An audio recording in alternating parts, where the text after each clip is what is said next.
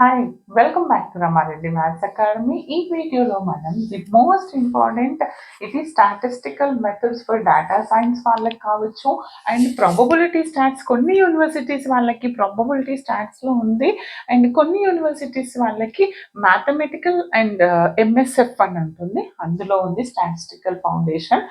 ఎవరు ఏ యూనివర్సిటీ అయినా ఆటానమస్ కావచ్చు అండ్ అఫిలియేటెడ్ కావచ్చు, కాన్సెప్ట్ బేస్డ్ సెర్చ్ చేయండి, మీకు అన్ని వీడియోలు రమారెడ్డి మ్యాథ్స్ అకాడమీలో ఉన్నాయి.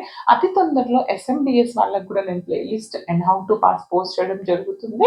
అండ్ మీరు చెక్ చేస్తూ ఉండండి, మెంబర్షిప్లో హౌ టు పాస్ అనేది మీకోసం నేను పోస్ట్ చేస్తాను.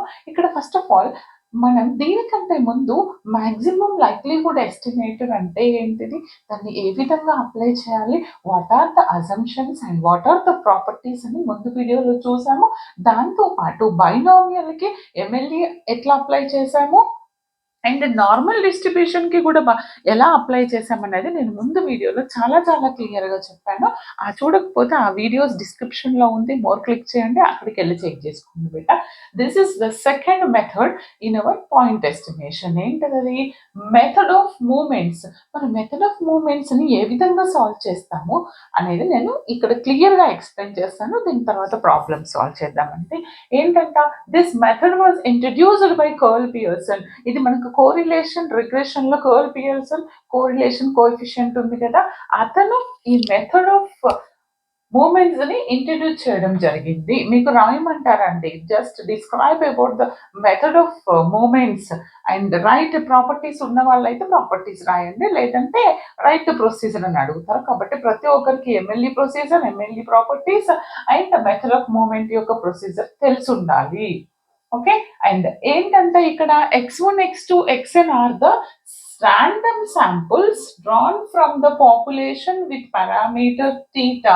ఏమంటున్నారు, x1 x2 xn అనేవి ర్యాండమ్ శాంపుల్ అంట. ఎక్కడి నుంచి తీసుకున్నారు? From the population.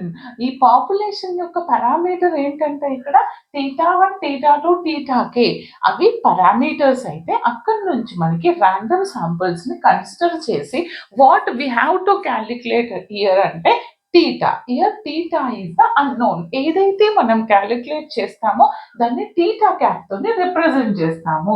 అంటే మనం పారామీటర్ θ1 నుంచి θk వరకు ఉన్నటువంటి పారామీటర్స్ ని క్యాలిక్యులేట్ చేయాల్సి ఉంటుంది. దానికోసం వాట్ ఈజ్ అవర్ ప్రొసీజర్ అంటే అందులో మనం ప్రాబబిలిటీ డెన్సిటీ ఫంక్షన్ ని కన్సిడర్ చేస్తాము. దేనికైనా ఇక్కడ కూడా same f of xi, θ be the joint density function.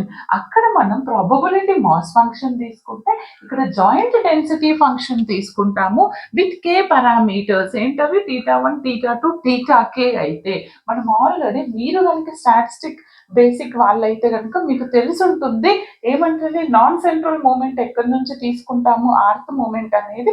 అవ్వకపోతే ఒకవేళ స్టాట్స్ మాకు బ్యాక్గ్రౌండ్ లేదనుకున్న వాళ్ళు మీరు ఏం చేయండి బేట, ఇక్కడ mu r dash denoted with rth about the origin, అంటే దీన్ని non central moment for origin నుంచి ఈ విధంగా తీసుకుంటారు.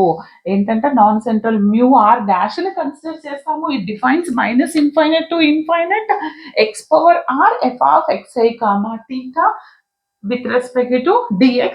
r అనేది వేరియస్ ఫ్రమ్ 1 to k. అయితే దీన్ని మనం ఏమంటాము, మూమెంట్ ఫ్రమ్ ఆర్త్ అంటే ఆరిజిన్ నుంచి ఎంఆర్ నుంచి న్యూ ఆర్ తీసుకున్నాం. జనరల్ గా మనం ఏం క్యాలిక్యులేట్ చేయాలి?